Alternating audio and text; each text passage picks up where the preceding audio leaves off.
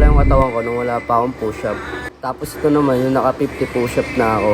Ang content ko nga pala na ito ay 50 push-up for 50 days. Pwede na! Tingnan natin kung may magbabago ba sa katawan natin.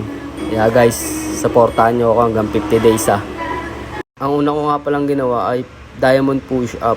Kasi ito yung pinakamahirap eh. Natapos ko na nga pala yun. Nagpahinga muna ako dyan ng mga 1 minuto ata yan.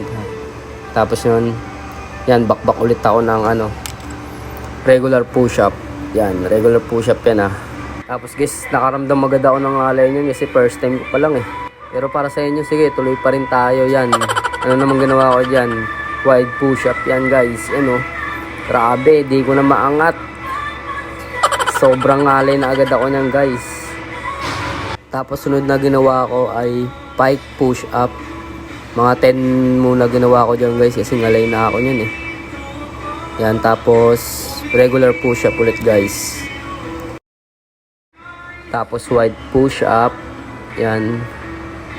Hanggang makompleto ko talaga yung dyan. 50 push-up para sa inyo guys. Yan, nangalay na ako niyan. Tapos yan, pike push-up ulit tayo dyan.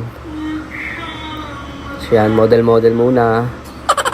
Tapos diamond push-up ulit tayo. Hanggang makompleto guys, 50 push-up yan. Yan oh, grabe yan. Yan ang pinakamahirap talaga eh. Hindi ka pa nga pala nakapollow, baka papollow naman ako dyan. Tapos yun guys, bakbak ulit ako ng regular push-up. Regular push-up yan oh. Baka di ko na maangat talaga.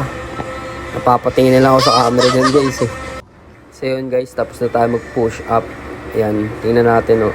Tingnan nyo kung may nabago ba. Tingnan nyo na lang guys, may nabago ba dyan. Ay, malapit pa ka. So yun nga guys, natapos na natin ng day 1 ng 50 push up natin. Grabe, napagod ako dyan guys. Hanggang dito na lang guys. Maraming salamat. Sana supportahan nyo ako.